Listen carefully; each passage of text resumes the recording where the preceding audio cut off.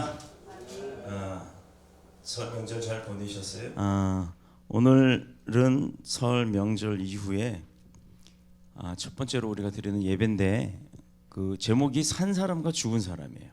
살아있는 사람과 죽은 사람. 여러분들 그 식사하고 나서 우리가 음료수를 마시잖아요. 차를 마시는데 녹차라는 게 있어요. 녹차. 그리고 또 홍차라는, 녹차와 홍차 차이가 뭘까요? 색깔. 맞아요. 참고로 저는 녹차를 좋아할까요? 홍차를 좋아할까요? 홍차를 좋아합니다. 그런데 두 가지 다 똑같은 녹차로 만든다는 거, 그거 아셨나요? 녹차를 어떻게 덕질이라 그러나요? 이렇게 굽는 거, 어떻게 굽느냐에 따라서 녹차가 홍차가 되는 겁니다. 자, 녹차를 마실 때는 같은 녹차를 할지라도 그 물의 온도에 따라서 맛이 달라진다고 하잖아요. 다도 이런 거 하시는 분들은 더 정확하게 아시겠지만, 너무 뜨거우면 차에 함유되어 있는 비타민C가 다 파괴돼 버리고 오히려 카테킨이라고 하는 떡떠름한 그 뜰분 맛만이 더 많이 생성이 된다고 합니다. 그래서 녹차는 정석적인 방법은 100도씨 끓는 물을 끓여놓고 80도쯤 내려가면 그때 첫 번째 건 버리고 두 번째 거부터 먹는 거라고 하죠. 그래야 가장 맛있는 녹차가 된다고 합니다. 그러나 홍차는요, 녹차의 잎을 굽는 것이 아니라 발효를 시키는 거예요. 그렇게 되면 빨간색으로 바뀌어가면서 그가 맛이 또 다르게 나옵니다. 그런데 녹차가 아닌 홍차는 100도씨 뜨거운 물에다 우려 먹어야 맛있는 맛이 나요. 같은 녹차의 잎인데 어떤 거는 80도, 어떤 거는 100도, 그래야 제맛이 나온답니다. 그렇게 같은 차인데도 만들 때 상황에 따라서 그 맛과 먹는 방법이 다르다면, 각각의 성격을 가진 많은 인구들, 70억 인구의 많은 사람들인 우리들, 그 중에 또 믿는 신앙인들로 살아가는 우리들은 대체 몇 도가 돼야 하나님의 입맛에, 하나님이 보시기에 가장 기뻐하는 그런 아주 맛있는 맛을 낼 수 있는 사람이 될 수 있을까요? 자, 녹차도 온도에 따라 맛이 다릅니다.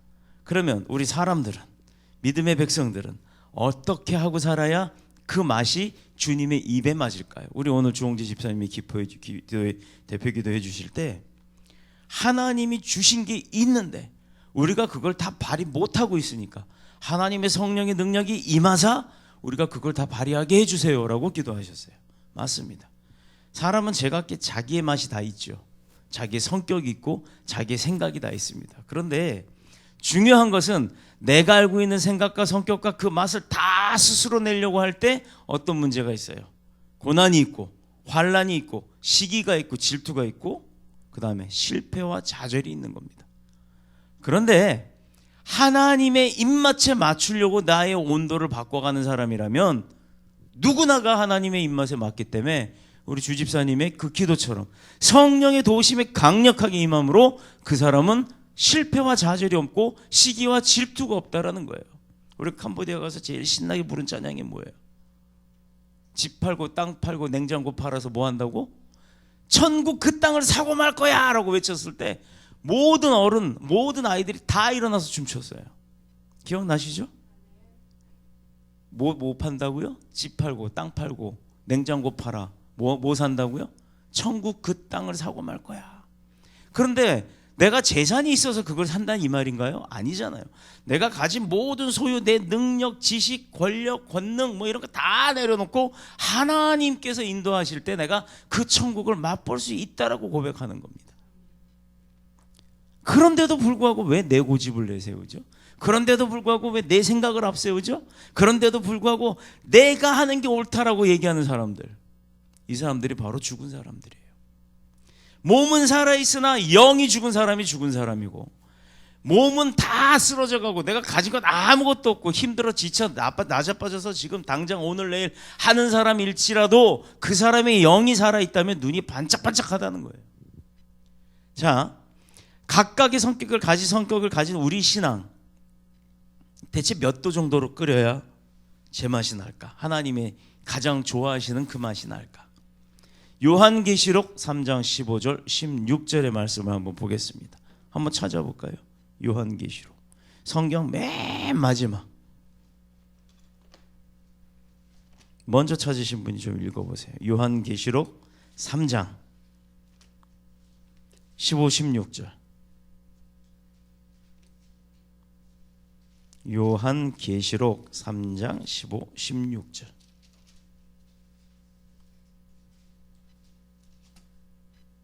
요한계시록 3장 15, 16절. 먼저 찾으신 분이 읽으세요. 내가 내 행위를 아노니 내가 찾지도 아니하고 뜨겁지도 아니하노라. 내가 찾은지 뜨겁든지 하기를 원하노라. 아멘. 내가 이같이 미지근하여 뜨겁지도 아니하고 찾지도 아니하니 내 입에서 너를 토하여 버리리라. 아멘. 자, 뭐 하신다고요? 내 행위를 보신대요. 우리가 어떻게 사는지를 보신다 이 말입니다. 그 사람이 많이 갖고 있는 자든 적게 갖고 있는 자든 아니 없는 자든 능력이 있든 없든 권력이 있든 없든 아무 문제 없답니다.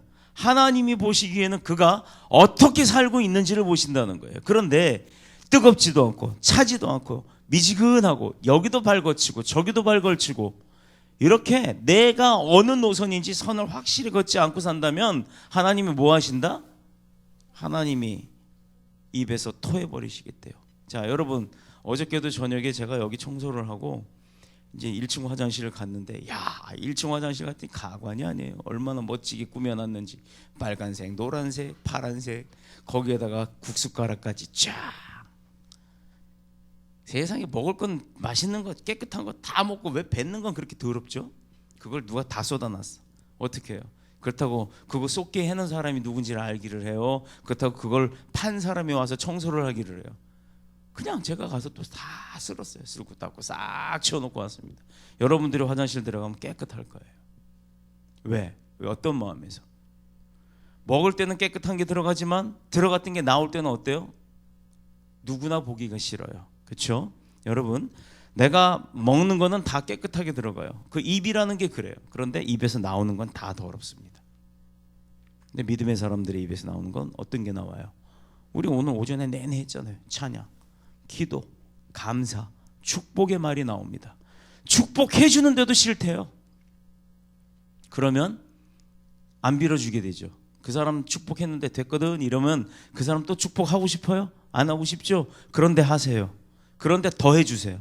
그럴수록 더 많이 축복을 빌어주세요. 그 사람이 됐거든 하면 그 축복 다 누구한테 온다? 나한테 옵니다. 자, 그 축복은 내가 비는 그 축복의 기도의 말을 누가 들어요? 하나님이 듣고 스랍들이 듣고 천사들이 들었습니다. 그런데 그거 됐거든 하는 사람은 자긴 싫대요. 그럼 받지 마. 근데 그 스랍과 천사와 하나님이 듣고 누구에게 다시 되돌려줘요? 그 축복을 빌어준 사람한테 되돌려주는 거예요. 나를 싫어해요? 나를 미워해요? 내가 축복하는 거 거절해요? 괜찮습니다. 더 해주세요. 그거 다 내 거니까. 내 행위를 아노니 내가 차지도 아니하고 뜨겁지도 아니하도다. 내가 이같이 미지근하여 뜨겁지도 아니하고 차지도 아니하니 내 입에서 너를 토하여 버리라. 그렇게 더러운 존재가 된다는 겁니다.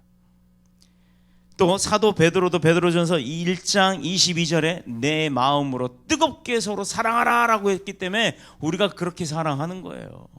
꼭 끌어안고 뭐 쭉쭉 빨고 해야만 사랑하는 겁니까?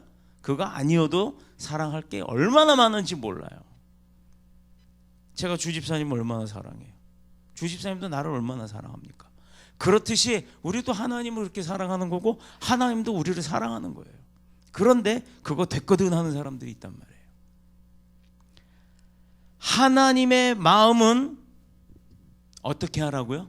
지금 베드로전서에 나왔잖아요.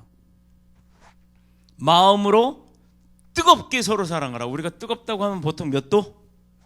100도. 하나님의 사랑의 온도는 100도입니다. 100도. 우리가 국수를 먹죠. 국수 끓일 때 거기다가 안 목사님 물 펄펄 끓일 때 거기다 뭐 집어넣어요? 소금 집어넣죠. 왜 넣을까요? 간대라고. 소금을 집어넣고 물을 끓이면요. 아 그렇죠. 역시 우리 찬호. 아 뒤에서 말은 안 하고 확 이래. 물이 확 더 펄펄 끓는다 이거예요. 109도가 됩니다. 비등점이 109도에서 온도가 끓게 돼요. 그러니 국수를 넣으면 더 빨리 익고 더 쫄깃하게 익는 거예요. 맞아요. 이거 그거 좋은데? 표현이 훨씬 좋은데요. 맞습니다. 바로 그거예요. 그러나 하나님은 우리가 백도를 끓는 그런 뜨거운 믿음의 피가 끓는 그런 열정으로 하나님을 사랑하기를 원하시는데, 그러나 오늘날 적지 않은 믿음의 사람들이 뜨거우면 내가 뒤어서 죽을까 봐 그러는지, 대충 살다가 죽으면 지옥 가가지고 내내 끓을 텐데 그건 생각도 안 하고 대충 한 50도쯤 되면 여기도 갔다가 심지어는 이것도 하기 싫어가지고 여기서 가랭이만 벌리고 살아요. 가랭이만 벌리고. 왜? 양다리. 우리가 연애할 때 양다리 하면 깃방망이 맞잖아요. 안 그래요? 안 해봐서 다들 모르죠. 연애할 때 양다리를 해본 사람들이 그 얘기를 해요. 제 친구 중에 하나 있었어요. 먼창이라고. 설먼창이라고 있었는데 그 친구는 양다리예요. 항상 양다리야. 오토바이도 좋아하는 친구인데 오토바이도 2대씩 타고 다녀요. 옆에 이렇게 타면 옆에 뭐 달린 거 있잖아요. 그 옆에 타는 사람이 어저께 다르고 오늘 다르고 내일 달아요. 그 양다리라는 거. 근데 양다리 그 친구는 맨날 여기가 부어 있어. 왜 부어 있냐면 맨날 맞는 거야. 맨날. 사람도요, 양다리 걸치면 뺨따기 맞아요. 근데 믿음 생활도 양다리 걸치면 뺨따기가 아니라 뜨거운 불구덩이에 들어간다는 겁니다. 생명의 능력으로 말미암고는 변화의 삶을 살지 못하고 그 생명력 잃은 종교 생활은 거기에 만족하고 산다는 건 틀린 거란 얘기예요. 성경 필독하고 성경 필사하고 내가 성경 구절 많이 외운다고, 근데 그 사람이 나가서 하는 행동은 그 성경대로 안 사는데 어찌하여 그 사람이 믿음이 좋다라고 볼 수가 있겠습니까? 머리 좋은 거예요. 머리 좋은 거. 그건 믿음이 좋은 게 아니에요. 머리 좋은 사람은 잘 외우죠. 머리 나쁜 사람은 아무리 외우려고 그러다 안 외워져요. 내가 그래요. 내가.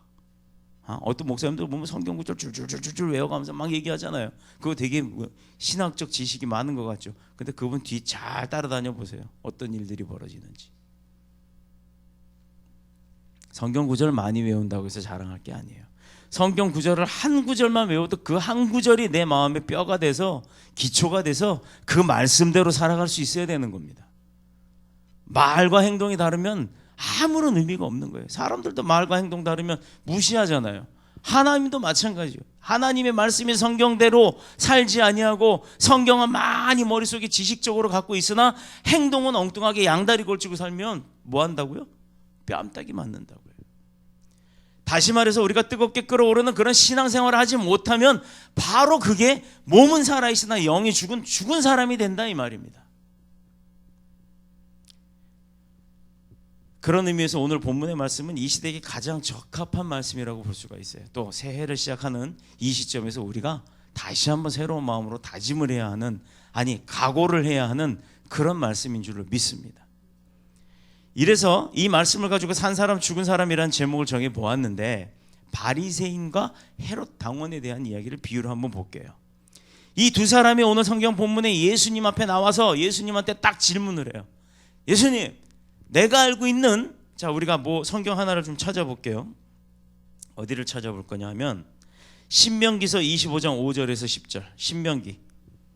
구약 성경 맨 앞쪽에 신명기 25장 5절에서 몇 절? 5절만 찾아볼게요. 일단 신명기 25장 5절.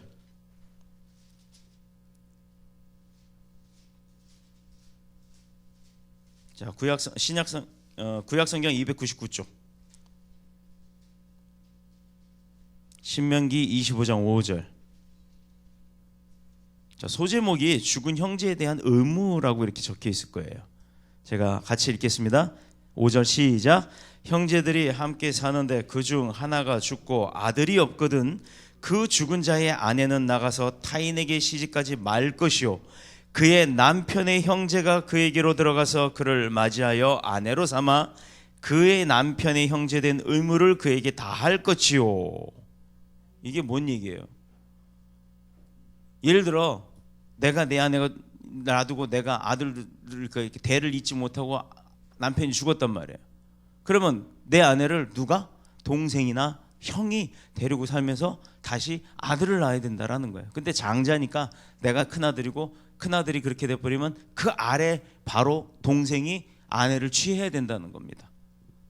이게 이 시대의 율법이에요. 모세 시대 때의 율법이었어요. 그렇게 모세가 정해놔 버렸어요. 그러니 이 사두개인들과 바리새인들이 딱 예수님 앞에 나와서 예수님 있잖아요 하고 씩 웃으면서 옛날에 말이에요. 모세의 율법이에요. 장자가 죽으면 그 동생들이 데리고 산대. 근데 세상에 이 사람이 죽고 둘째가 죽고 셋째가 죽고 넷째가 죽고 다섯째가 죽고 여섯째가 죽고 일곱째까지 죽었는데도 아들이 없네. 그러고 나서 마지막에 그 부인이 죽었어요. 그럼 부인이 누구예요? 결국은 제일 큰 형, 첫째 형수가 둘째 아내, 셋째 아내, 넷째 아내, 다섯째 아내, 여섯째, 일곱째 아내가 된 거잖아요. 그런데 거기까진 좋아요. 부활이 있잖아요. 부활을 하고 딱 나중에 부활을 했는데 첫째 형 살아나, 둘째 형 살아나, 셋째 형, 셋째, 다섯째, 여섯, 일곱째까지 살았는데 하나 다 거쳐온 그 여인은 대체 첫째부터 일곱째까지 누구의 아내입니까? 라고 물어보는 거예요. 이런 상으로 딱 생각해보면 맞네. 첫째도 아내로 취했지, 둘째도 아내로, 셋째도, 넷째, 다섯, 여섯, 일곱째까지 아내. 여자는 하나인데 남편이 일곱이야. 그 나라가 어느 나라예요? 되게 좋다, 그지? 그런데 여기서 실수가 있었어요. 주님이 이야기를 합니다. 예수님은 누구도 상상할 수 없었던 말씀으로 그들에게 관계를 물리쳐 버리시는 거예요. 누구도 그건 생각을 못했던 거예요. 뭐라고 얘기했냐? 도리어 우리에게는 그것이 이놈의 자식들 너네 똑바로 알지 못하느냐 이러고 막 혼내야 될 판인데 어디 감히 나한테 덤벼 이러고, 예를 들어서 어느 이제 누가 목사인 저한테 뭐 어쩌고 신학적으로 따지고 들어요. 이 녀석 지가 뭔데 너 뭐 배우기나 했어? 네가 뭘 알아? 내가 목사인데 말이야. 어디 감히 목사한테 성경적 구절 가지고 따지고 덤벼 이러고 하면 목사의 권위가 살아요? 안 살아요. 그거 우스운 거예요. 지까지 게 뭔데 이러면 그만인걸. 목사가 지까지 게 뭔데 하면 그만인걸. 그것 때문에 뭐하러 싸움질을 하고 앉았습니까? 주님도 마찬가지였어요. 사두개인, 바리새인 두 사람들한테 그렇게 혼을 낸 게 아니라 씩 웃으면서 썩소를 보냈을 거야 아마. 그 아이가 생각이 나. 썩소하니까 씩 이렇게 웃는 아이 있었잖아요. 뭐라고 얘기를 하셨냐? 니들이 너무 오래 살았나? 니들이 성경을 알아? 이 얘기를 하신 거예요. 부활 이후에 사람들이 사는 그 영이 부활하는 거지, 땅속에 썩어져 심어진, 묻어진, 태워진 그 가루들, 흙으로 돌아간 그 육신이 다시 일어나는 게 아니잖아요. 너네가 성경을 어떻게 보았고 하나님의 말씀을 어떻게 인지하였기에 과연 너네가 그따구 소리를 하느냐? 너네가 말하는 그 부활은 영체가 살아나는 거지 육체가 살아나는 게 아니지 않느냐? 영체는 결혼도 아니하지 않고 죽지도 아니하고 또 먹지도 아니하고 슬프지도 아니하고 일도 하지 아니하는 그런 천국에서 사는 것이다. 요한계시록에 분명히 얘기했는데 니들 뭘 알고 있는 거냐라고 따지신 거예요. 여러분, 성경을 읽다 보면, 저도 그랬으니까, 저도 처음에 성경을 쫙 읽다 보면 이 성경이 이스라엘의 역사 이야기예요. 재밌어요. 무슨 삼국지 읽는 것 같아. 근데 누가 누구를 낳고 거기서부터 시험 들기 시작해. 뭘 이렇게 많이 나. 근데 마지막에 가니까 예수님이 나왔더라. 그러니까 그 예수님 이후의 이야기 또 재밌어. 역사서나 전기서는 재밌어요. 그런데 그 중간에 과정은 싫더라 이 말이에요. 누구든 돈을 벌려면 열심히 일을 하고 기술을 습득하고 내가 거기 최고가 됐을 때 부자가 되고 그 위에 장이 되는 거잖아요. 그런데 그 열심히 일하는 건 싫고, 농사도 열심히 땅을 파고 씨를 심고 그 고통의 시간들, 인내의 시간들을 다 돌보는 시간까지 보내야 열매가 수확이 되는 건데 그건 싫고, 남이 일할 때는 가만히 배짱이처럼 놀고 있다가 누군가가 막 수확을 한다 그러면 그 가서 쓱 걷어주는 척하고 가가지고는 열매만 얻으려고 하는 사람들은 어떻게 돼요? 여러분들이 과수원 주인이라면 좋은 열매 주겠습니까? 바닥에 떨어진 거 발로 툭 차서 가져가 그럴까요? 어떤 대접받고 싶으세요? 성경을 볼 때요, 하나님의 말씀임을 인지하고 보는 겁니다. 하나님이 내게 주시는 말씀이다라고 내가 그렇게 여기고 보는 거예요. 내가 그걸 풀이하는 학자나 해석자가 아니라는 거예요. 무슨 지식으로 대체 성경을 해석을 하고 분석을 한답시고 내가 알고 있는 지식이 맞다라고 떠들어댑니까? 사람은요, 아무리 자기 지식을 자기가 최고로 한다 그래도 슈퍼컴퓨터보다도 못해요.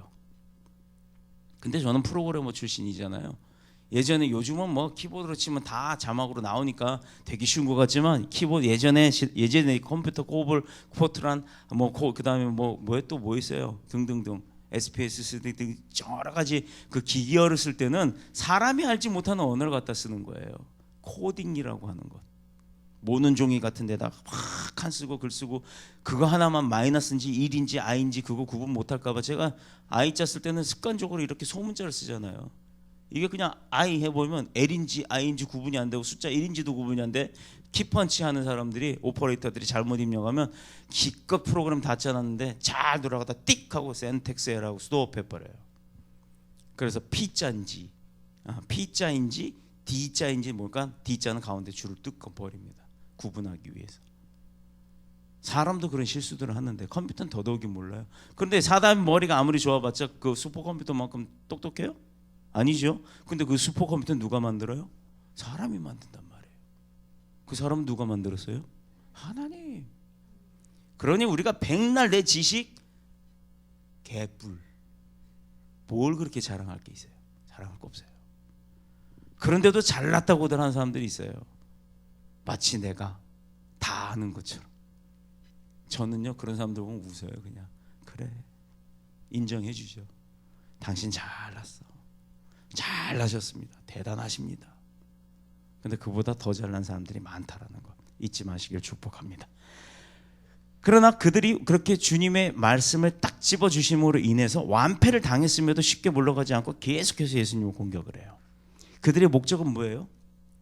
예수님을 비방하고 예수님을 망신시켜서 많은 사람들이 주여라고 하지 않고 랍비어라고 했을 때 그 랍비조차도 하지 못하게 하려고 한 거예요.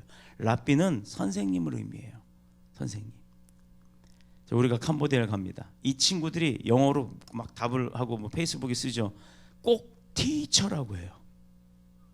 그런데 신학을 한 친구들은 파스터라고 합니다. 파스터와 티처의 차이가 뭐예요? 랍비와 주님의 차이예요. 물론 제가 주님은 아닙니다만 분명히 표현력에서는 그렇게 차이가 납니다. 그들은 그냥 많은 지식을 알고 있고 우리를 가르쳐주는 사람으로 인지를 하는 게 그냥 티처예요. 이게 사회주의 국가인 그 캄보디아 사람들의 사상입니다. 그런데 그 안에서도 신학대학을 다니고 신학을 공부한 사람들은 이 사람이 티처가, 그 많은 학교에 있는 티처, 또 동네에 있는 티처, 기타 가르쳐주는 티처가 아닌 파스터라는 걸 아는 사람들이 있다는 거예요. 이게 차이가 있습니다. 신학교가 왜 필요하겠어요? 제가 이제 좀 이따 그 얘기를 할 거예요. 오늘의 본문의 이야기에는 이제 이 바리새인들이 지식적으로 그렇게 막 예수님을 갖고 공격을 했는데 못 당했잖아요. 졌잖아요. 그런데 구원투수가 등판하네. 구원투수가 뭐 하는 사람이에요? 다 져가는 게임 마지막으로 잘 던져서 이기려고 하는 사람을 구원투수라고 하죠. 대부분 구원투수가 나오면 이겨요, 그죠? 자, 이게 바로 사두개인들이에요. 사두개인. 생각이 두 개인 사람들이라고. 사두개인. 지명이에요, 지명. 이 사두개인은 종교적인 문제로, 이젠 지식적인 문제가 아니라 종교적인 문제로 주님을 공격합니다. 수준 높으네. 수준 높은 사람들이 왔어요. 그런데 이 사람들은 이스라엘 가운데서도 좀 특이한 종교 집단이에요. 여러분, 교회 잘 선택해야 되고 목사 잘 만나야 돼요. 왜냐? 이 이야기를 들어보면 알게 됩니다. 그들은 성경 중에서 오직 모세 오경만이 성경이다. 자, 성경 몇 권입니까? 신약, 구약 다 합쳐서 66권 맞아요. 구약 몇 권?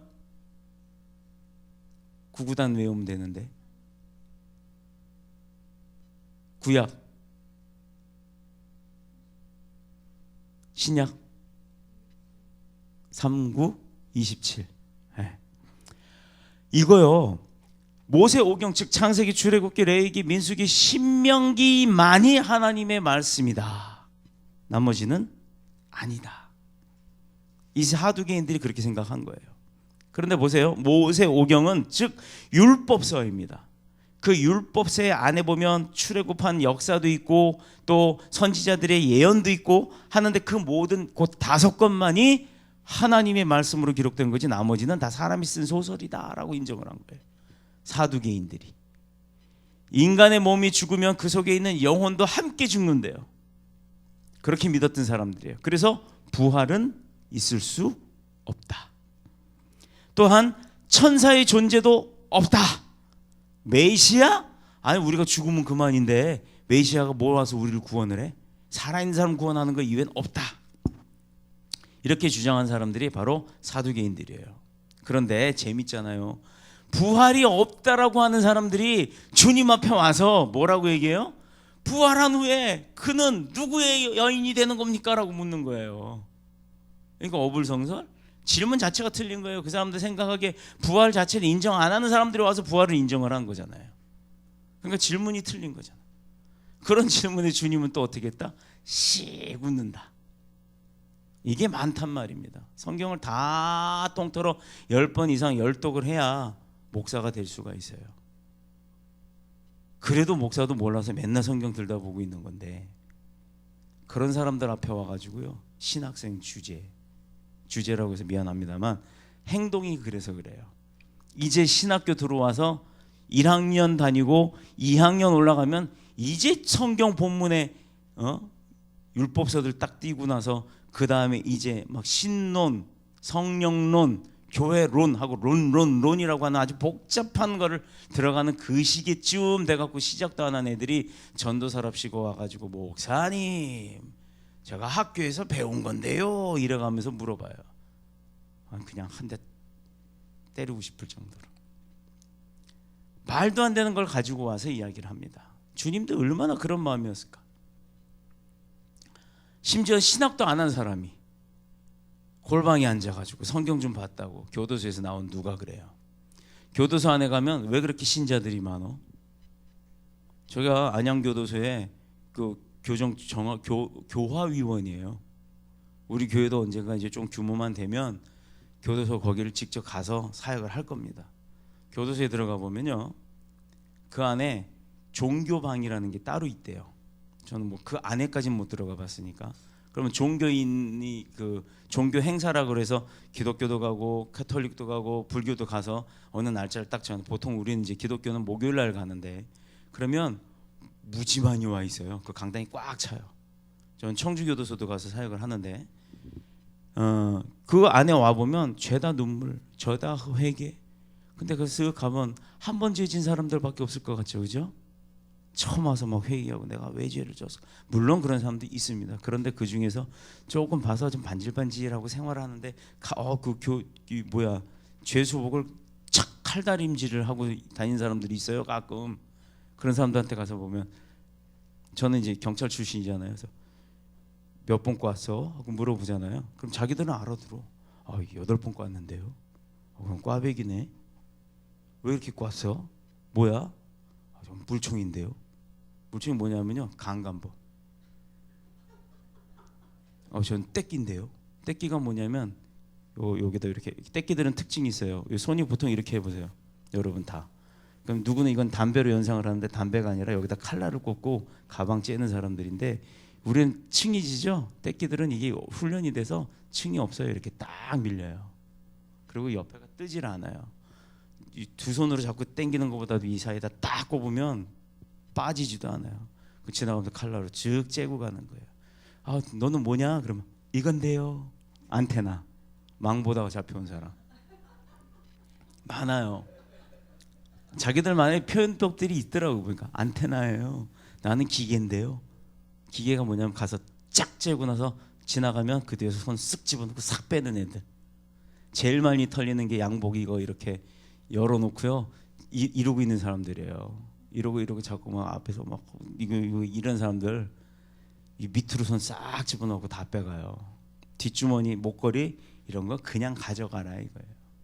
장지갑 뒷주머니 꽂고 다니시는 분들 또 이 안주머니에다가 장지갑 넣고 팔 이렇게 가방 이거 열어놓고 이러고 다니는 사람들 이거는 내 지갑 돈 들었다 가져가라 이거예요. 기부하는 거예요. 기부. 사람들이 상상할 수 없는 방법으로 털어갑니다. 그런 애들이 거기 와 있는 거예요. 그런데 그런 애들이 종교 있는 행사 때 와서는 하나님을 만난다는 거예요. 자, 안양교도소 앞에 딱 나오면 정문에서 딱 150m만 가 왼쪽에 담에색 교회라고 있어요. 그 담에색 교회는 제가 아주 존경하는 목사님이신데 저보다 2살 아래예요. 근데 제가 존경을 해요. 제가 8번 집어넣은 사람이에요. 저한테 잡혀서 8번을 간 사람이에요. 관악경찰서에 근무할 때.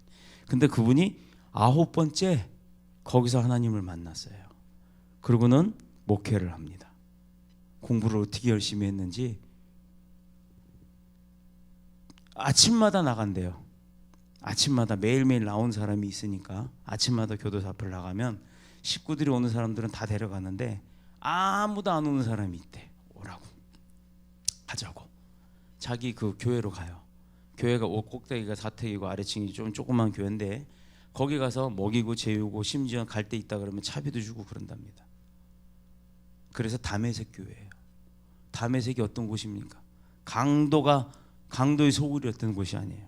그래서 내가 그 마음을 알기 때문에, 내가 그렇게 살았기 때문에 그들을 내가 구하겠다라는 마음을 했는데, 심지어 거기서 열심히 일하고 재활하겠습니다 이러고 갱생하겠습니다 했던 사람이 교회 목사님 지갑까지 다 털어갖고 또 도망가고 그렇기도 한데요. 그럼에도 불구하고 또 합니다. 누가 그래요? 아니 너 그렇게 돈 버는 거 가지고 너나 먹고 살지 뭘로 그 목회한답시고 그러냐? 내가 하고 싶어 하나요? 하라고 하니까 하는 거죠. 하나님을 알게 되면 그렇게 되는 거예요. 이게 저뿐만이 아니라 여러분의 삶도 그렇게 될 줄을 믿습니다. 자, 이 사두개인들이 실수한 게 그거죠. 부활을 인정하지 않는 사람들이 부활에 대한 질문을 했다는 거. 얼마나 웃겨요, 그죠? 자기들은 부활이라는 거 인정도 안 하면서 오히려 주님을 부활 가지고 그 부활하고 난 이후에 여자들은 여자는 누구의 남편이 아내가 됩니까? 라고 물어봤다는 것. 자, 그래서 요즘도요 이런 사람들처럼 혼자서 성경을 탐독하는 사람이 있어요. 탐독이라고 하는 게 맞을까요? 책 읽듯이 공부하듯이 성경책을 탐독하는 사람들이 있습니다. 마치 자신이 그 골방 안에 처박혀서 성경 보다가 도를 득한 것처럼.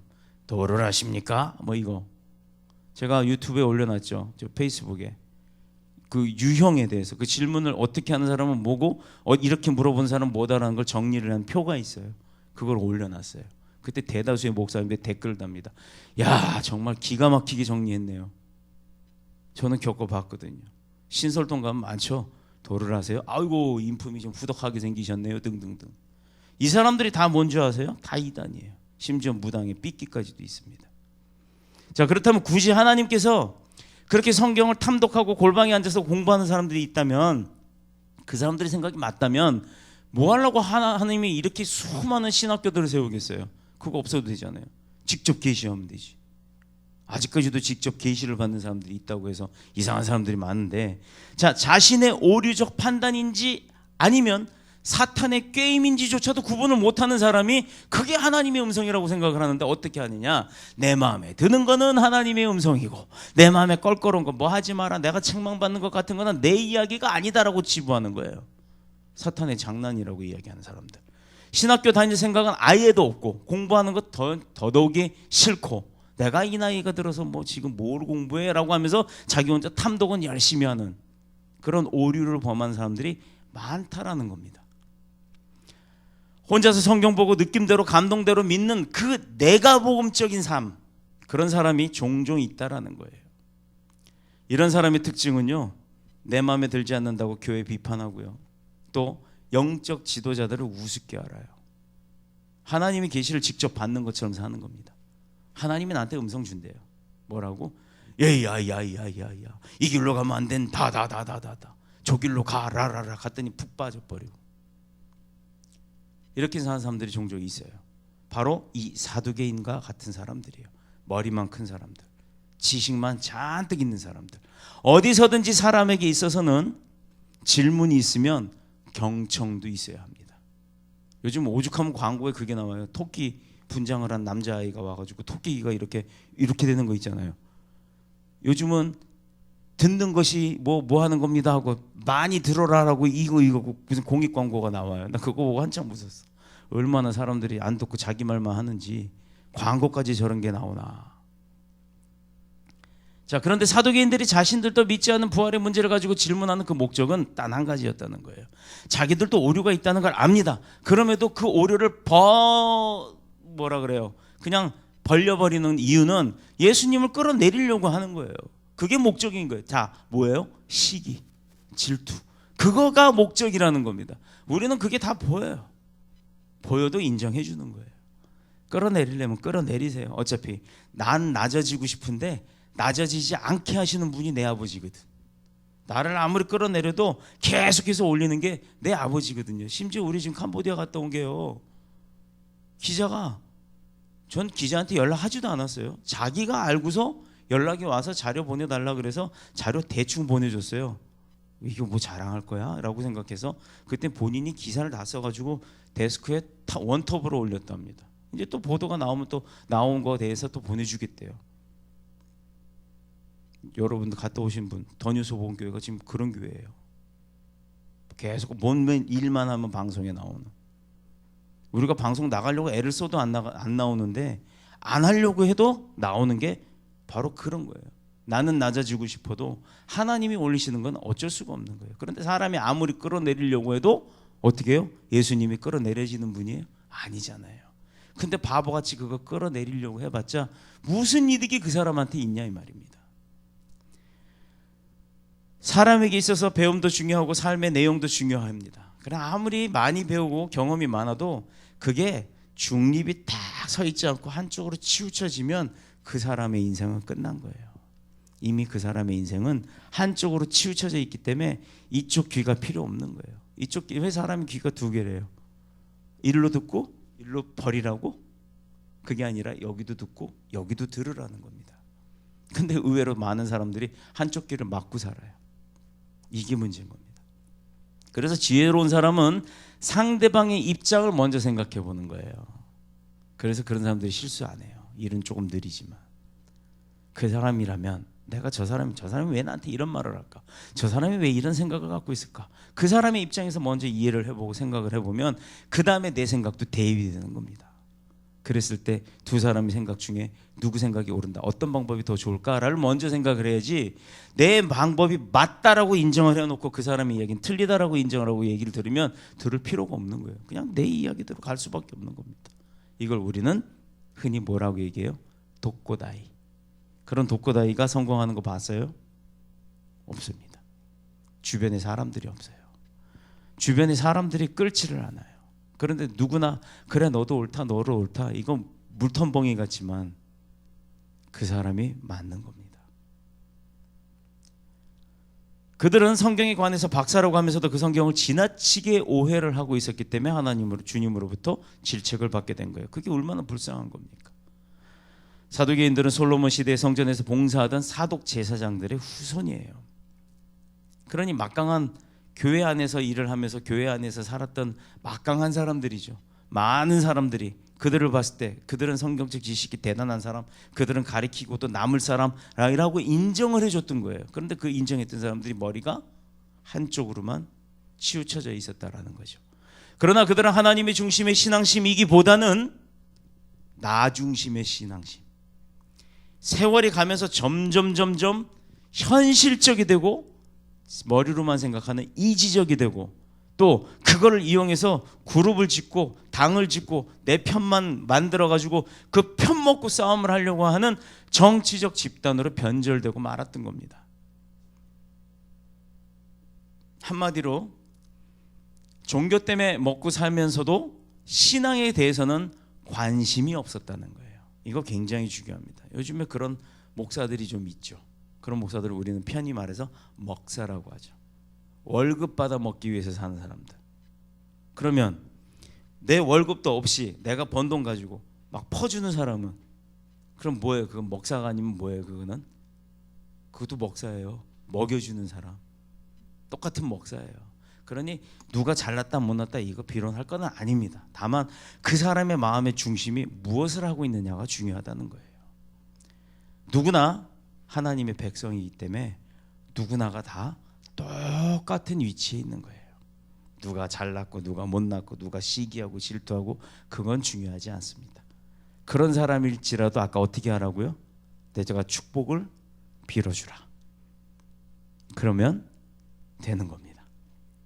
자, 그런 그들이 예수님에게 던진 질문, 아까 그 내용 그대로 쭉 이제 요건 넘어갈게요. 눈이 크고 아름다운 처녀들과 결혼해서 세상에서 누리지 못할 그런 쾌락을 누린다면 아마 남자들은 그런 거 되게 좋아할 거예요. 여자들도 막 배 왕자 나오고 키도 한 185쯤 되고 나는 요만한 난장인데 근데 이따만한 사람 좋아하고 그리고 나도 번쩍번쩍 들어주는 사람이면 좋고 뭐 업어주는 건 둘째치고 한 팔로 그냥 번쩍 옆구리 탁 뛰고 막 뛰어들 수 있으면 야 그 옆에 이렇게 인형처럼 덜렁덜렁 달려 있으면서도 그거 좋다 그럴 여자들이 많죠. 아 죄송해요. 여성분들 비하하는 건 아니에요. 근데 그런 마음들이 있다는 얘기예요. 육체적으로. 그러나 영원토록 누리는 것을 우리가 그렇게 바라지만 사실 우리 인생은 길어봐야 130년. 그 이상 사는 사람 없잖아요. 그 인생 안에서 다 하고 사실 60, 70만 넘으면 걸어 다니기도 힘들어요. 그죠?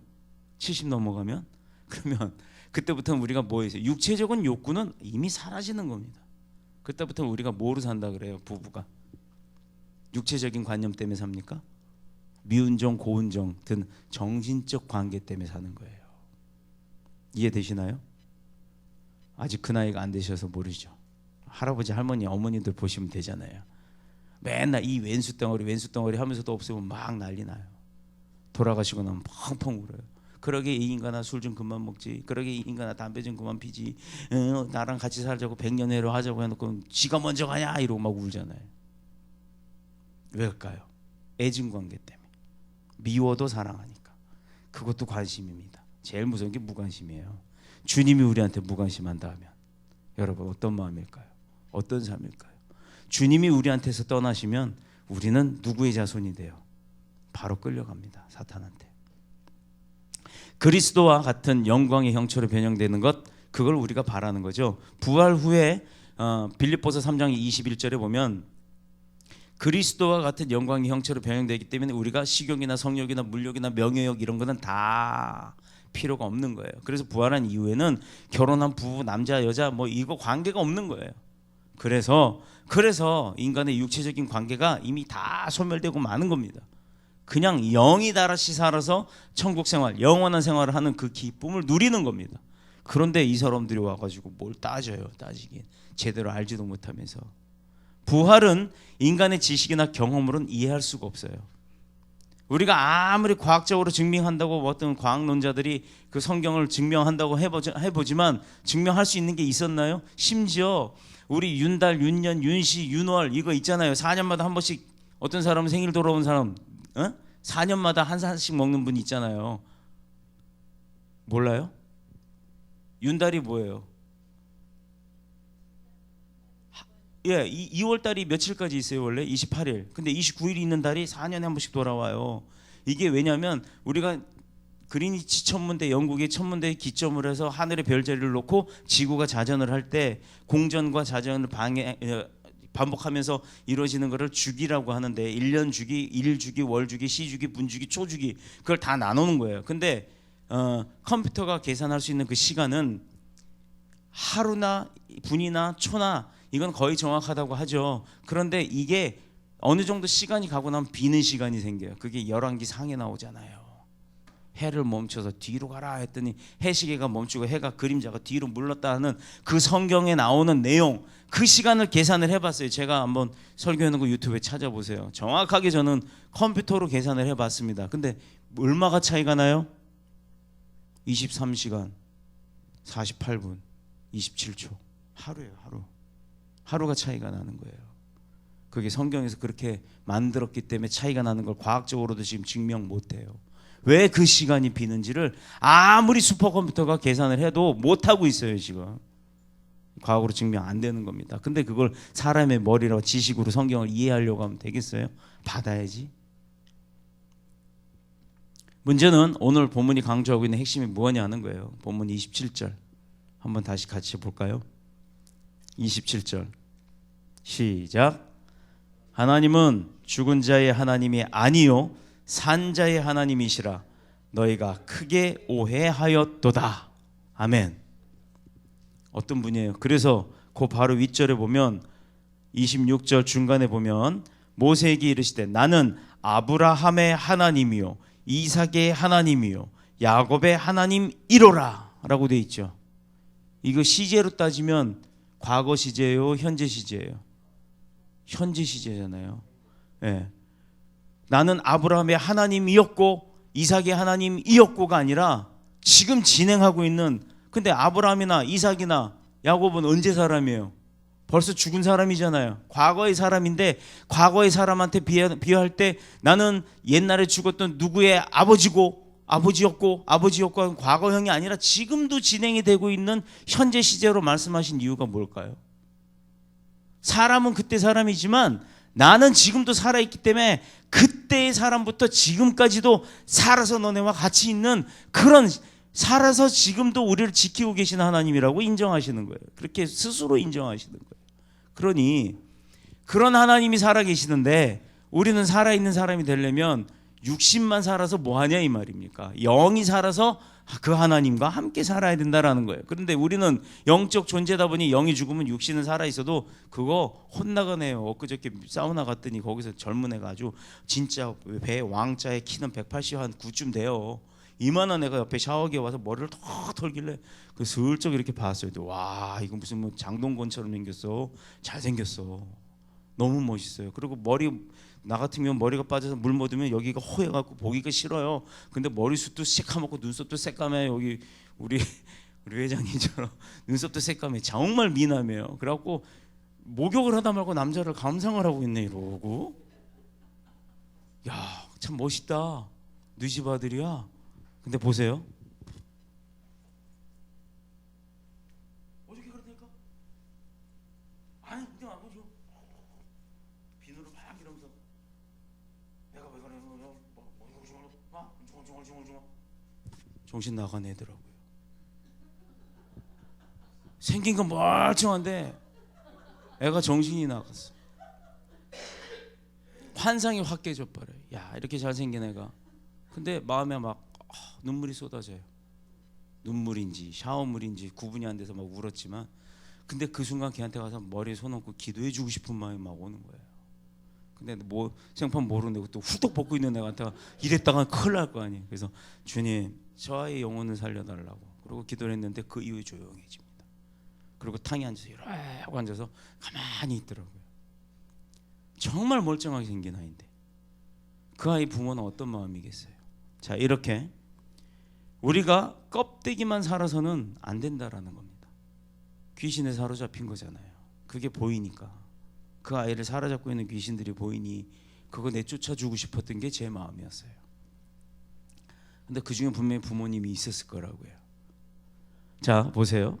그래서 본문은 아브라함의 하나님이었다라고 하는 과거를 말하지 아니하고 현재형으로 아브라함의 하나님 기록하고 있는 겁니다.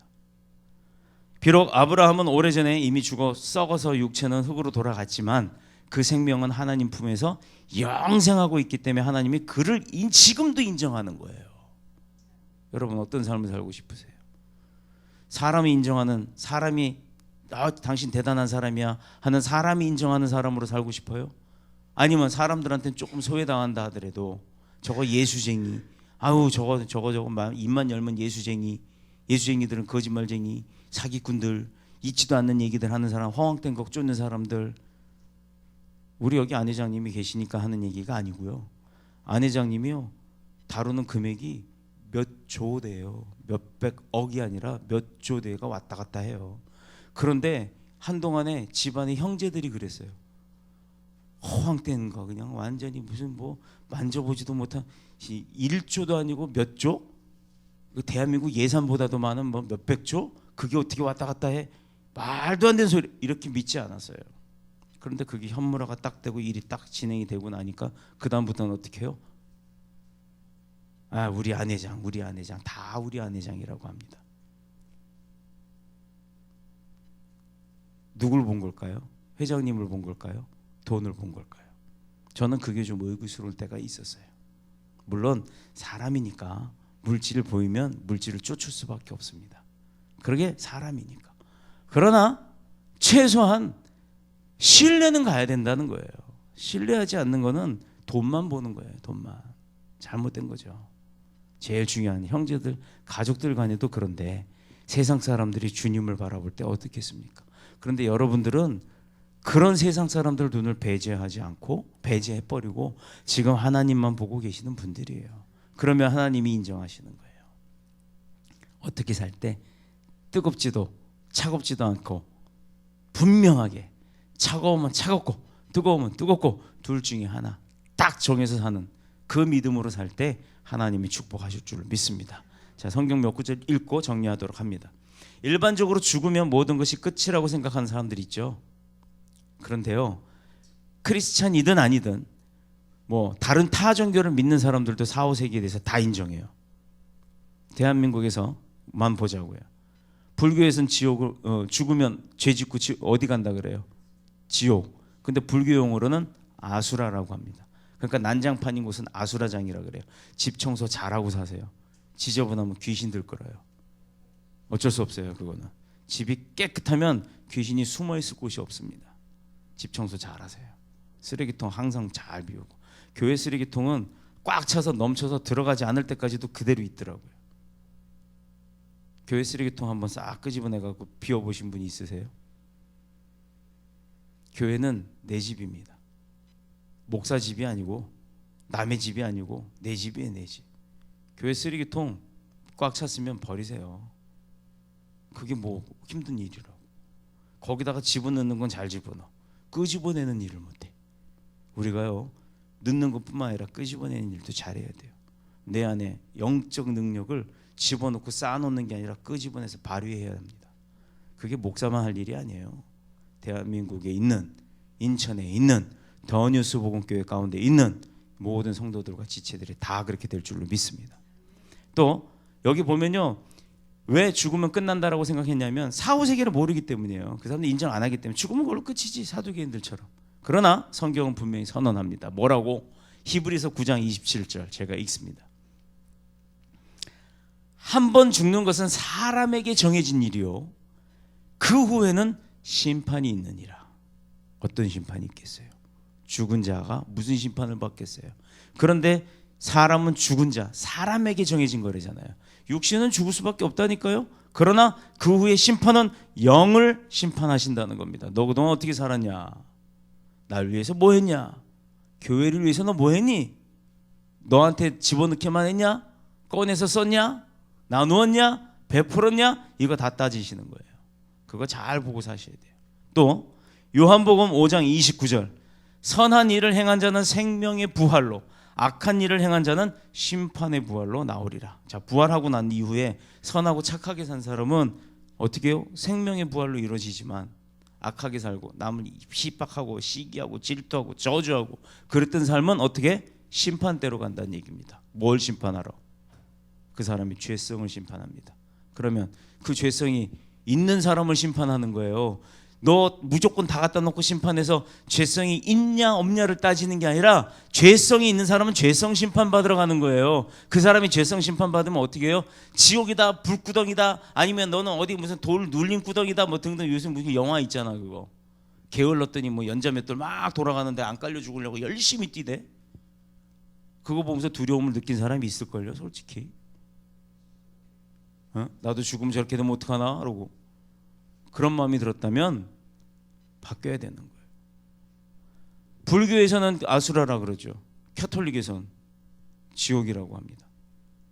또 유대교는 구천을 떠도는 영혼들이 있고, 그가 구천에서 뭐 심판받고 나면 어디로 간다? 지옥으로 간다. 그거 비슷한 게 카톨릭에서는 연옥이에요. 또 그 어디에요? 저 대순진리회하고 또 어디야? 그 이단들은 중천이라는 게 있잖아요. 중천, 중간계. 천상계가 있고 지상계가 있고 중간계. 누가 그걸 가르쳐 줬어? 아니죠. 다 똑같은 내용들을 갖고 산다는 거예요. 왜? 본성적으로 인간들은 4, 5세계가 있다는 걸 알기 때문이에요.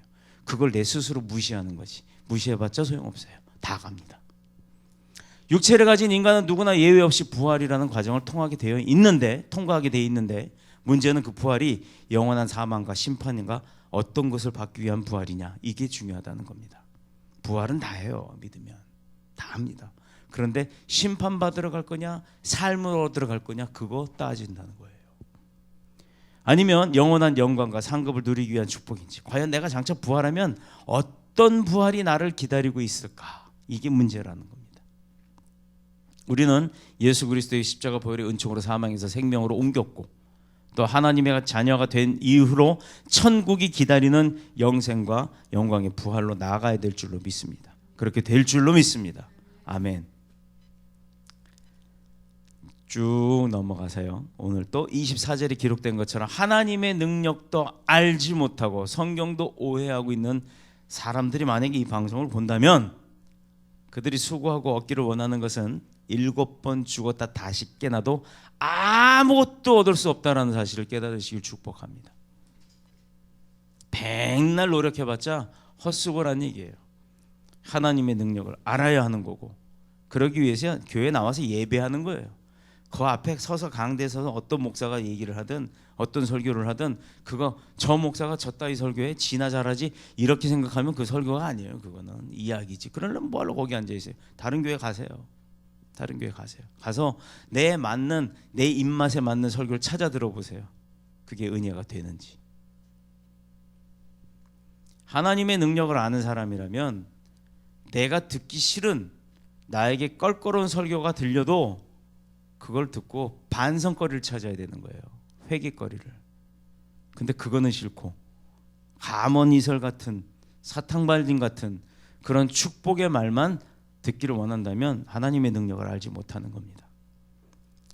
다시 말해서 하나님 없이 사는 사람들의 세계는 늘 죽음과 두려움이 따라오는 거예요. 그래서 어쩔 수 없이 겁이 나는 겁니다. 그런데 죽었다가 다시 부활한 이후에도 영원한 형벌의 고통이 기다리는 것을 그들은 깨닫게 될 수밖에 없는 거예요. 그래서 인생이 죽으면 모든 것이 끝난다고 하는 그런 사람들은 자살도 시도를 하는 거예요. 그런데 생명은 죽음으로 끝나는 것이 아니라 성경은 분명히 이야기를 합니다. 오늘 몇 가지 성경 구절들을 왔다 갔다 하면서 찾아봤잖아요. 세상에서 하나님 없이 자기 소유와 힘만 믿고 사는 사람들, 그러다 죽어서 지옥에서 하나님 없이 영원한 형벌을 받는다면 그것도 불행한 거예요. 지금도 하나님 없이 사는 사람은 불행한데 죽어서도 하나님 없이 사는 거 얼마나 불행합니까? 하나님의 능력도 모르고 부활이 무엇인지도 모르고 참된 부활, 그냥 죽었다 살아난 걸 부활로만 믿지 마세요. 그 부활의 의미가 뭔지를 알아야 하는 겁니다. 그 참된 부활이 무엇인지도 모르고 사는 그런 인생처럼 불쌍한 존재가 없는 거예요. 그래서 그 사람이 내 축복을 거부하든 나를 저주하든 그러다 나도 너 똑같이 해줄 거야 이게 아니라, 그러니까 불쌍한 마음으로 그를 사랑해야 하는 거예요. 그래서 울며 기도하는 겁니다. 내가 해도 안 되니까, 내가 해도 안 되니까 하나님께서 해주시라고 기도할 때 우는 수밖에 없는 거예요. 얼마나 그를 사랑해야 합니까? 정말 힘들죠. 그럼에도 불구하고 그렇게 해야 할 게 우리의 의무인 겁니다. 육체는 시간에 따라 연약하고 노쇠해져 가지만 사람의 생명은 죽는다고 끝나는 것이 아닙니다. 그 영혼은 천국이든 지옥이든 어디든 가서 영생할 수밖에 없다는 사실을 잊지 마시기를 축복합니다. 믿고 싶지 않아도 이것은 사실이고 성경은 분명히 정확무오한 단 하나의 오점도 없는 성경은 그것을 증명하고 있습니다. 어린아이에게는 기저귀가 필수품이죠. 우리 한결이, 응? 기저귀 필수품이에요. 우리 한결 엄마 어디 갔어요? 한결이를 데리고 어디를 가려 그러면 한결이를 챙기는 거 말고 그만큼 더 중요하게 챙기는 게 큰 가방이, 한결이보다도 커. 그 가방을 꼭 갖고 가야 돼요. 그 안에 뭐 들었어요? 기저귀 들어 있습니다. 자, 보세요. 한결이한테는 그만큼 기저귀 소중한 겁니다. 그렇죠? 어린아이에게는 기저귀가 필수품이죠. 그런데 잘하면 오히려 그 기저귀가 귀찮은 물건이 되는 거예요. 나한테 필수품이었던 그 기저귀가 내가 성장함에 따라 나중에는 귀찮아지는 물건이 되고, 성인이 되면 그런 것에 의지하고 살던 어린 시절이 부끄러운 거예요. 어른 돼갖고 기저귀 차라 그러면 창피해서 어디 말도 못하고 다녀요. 왜? 똑같은 기저귀인데 왜 창피해요? 마찬가지로 우리가 세상에서 필요로 하는 모든 것은 연약한 육체로 있는 우리 삶, 그래서 우리 육체가 연약하기 때문에 많은 것들이 필요한 겁니다. 그게 필요한 게 잘못된 게 아니에요. 물질 축복 받아야 돼요. 부자 돼야 되는 거예요. 그게 축복이 다가 아니지만 그래도 그렇게 돼야 되는 건 필수입니다. 그런데 그런 것들을 의지해서 살 수밖에 없지만 부활 이후에도 만약에 돈이 필요하고 물질이 필요하고 옷이 필요하고 시계와 차와 집이 필요하다고 한다면 그게 오히려 영생 누리는 데는 거추장스러울 수밖에 없다는 거예요. 아이 때 기저귀와 어른의 기저귀가 다른 것처럼 우리가 지금 육체로 살아가는, 육신을 입고 살아가는 이 시대에 필요한 많은 것들은 우리가 나중에 부활하고 난 이후에 영적 세계에서는 아무 쓸모없는 거라는 거예요. 필요가 없다는 거예요. 오히려 귀찮은 겁니다. 우리가 장착하는 천국은 하나님의 영광과, 아멘, 아멘. 다시요. 우리가 장착하는 천국은 하나님의 영광과 그분의 변함없는 사랑과 권능에 의해 살아가는 곳임을 믿으시기를 축복합니다. 아멘. 자, 부활의 신앙은 사랑이 없는 이 차가운 세상에 십자가의 복음을 전하는 뜨거운 사랑의 능력이 될 거예요. 우리 오늘 주집사님 기도 때 다 해버렸었어, 설교를. 사실은 부활 신앙을 가진 자, 그걸 믿는 자, 이미 천국에서 영생을 얻은 자, 그렇게 살아갈 수 있는 줄로 믿습니다. 또한 부활 신앙이 있는 자는 죽어서도 다시 사는 영원한 생명을 이길 수 있는 능력 있는 자가 될 수 있음을 믿습니다.